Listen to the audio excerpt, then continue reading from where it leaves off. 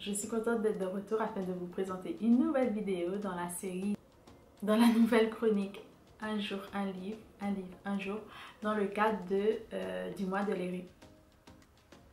l'héritage haïtien. Alors aujourd'hui, j'ai décidé de vous présenter Saison sauvage de Caitlin Mars que j'ai beaucoup aimé, ici aux éditions Mercure de France. C'est un ouvrage que j'ai lu depuis fort longtemps grâce à Mime, notamment de la chaîne, de la même chaîne je crois. Je vous mettrai éventuellement son compte, etc. Donc ici on est en 1960 il me semble, à Port-au-Prince. Une jeune femme va perdre son mari dans des conditions un peu obscures entre guillemets, et puis pour pouvoir savoir si son mari est toujours vivant ou pas, parce qu'il y a un doute je crois, elle va malheureusement entretenir une relation avec l'un de ses tontons macoutes ou de ces personnes en fait un peu influentes lors de la dictature de Duvalier. Et ce jeune monsieur va profiter justement de cette femme, mais pas que. Il faut savoir que cette femme a également un fils qui est plus jeune et une jeune fille.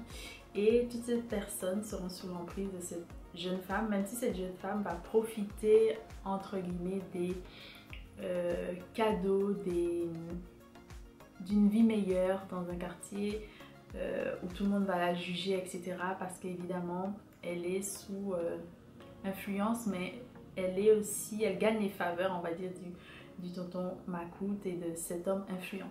C'est un ouvrage que j'ai beaucoup aimé, qui est très difficile par moments, je pense, jusqu'à la fin. Je ne vous dévoilerai pas la fin, évidemment. Et puis, vraiment, je trouve que Caitlin Mars a une plume très très particulière. La première de couverture est très intéressante également. Et puis c'est un ouvrage qui promet beaucoup. Je vais vous lire justement un extrait qui a été pris de l'ouvrage, qui est ici en 4e de couverture. Je suis la femme de Daniel Leroy et la maîtresse d'un secrétaire d'État Macoute. C'est vrai, je suis lâche, j'aurais pu me battre, refuser, crier au scandale. Mais j'aurais été seule, tout à fait seule, seule face à la peur. J'aurais pu disparaître, me faire torturer et violer, comme il y a quelques années, au tout début de la dictature. Cette journaliste, mère de 5 enfants. Maintenant, la peur couche dans mon lit. Je la baise, lui donne du plaisir. Je profite de ses largesses. En me soumettant au secrétaire d'État, je garde Daniel en vie. Pour le reste, pour demain, je ne sais pas. C'est vraiment un texte vraiment très intéressant. Je vous invite vraiment à le lire si ce n'est pas encore fait. J'ai pas trop parlé de Caitlin Mars ici, mais c'est vraiment une auteure très intéressante, je trouve, de la littérature haïtienne. Elle a écrit beaucoup d'autres ouvrages que je les ai pas tous lus, mais que j'ai beaucoup aimé, comme L'heure hybride, L'ange du patriarche. Elle a écrit Fado aussi et pas mal d'autres choses que j'espère lire très bientôt. Et je trouve qu'elle a malheureusement, on la voit moins, on l'entend moins que beaucoup d'autres auteurs haïtiens, mais c'est quelqu'un vraiment qui a une plume vraiment très belle, et j'ai eu la chance de quitter certaines certaines rencontres, interviews, où je trouve que c'est quelqu'un de vraiment magnifique en fait. Donc voilà, à lire.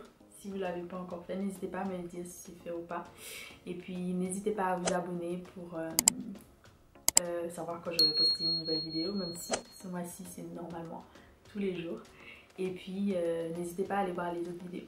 Je vous souhaite bien évidemment de très belles lectures, et puis à très bientôt pour de nouvelles aventures ensemble. Bisous.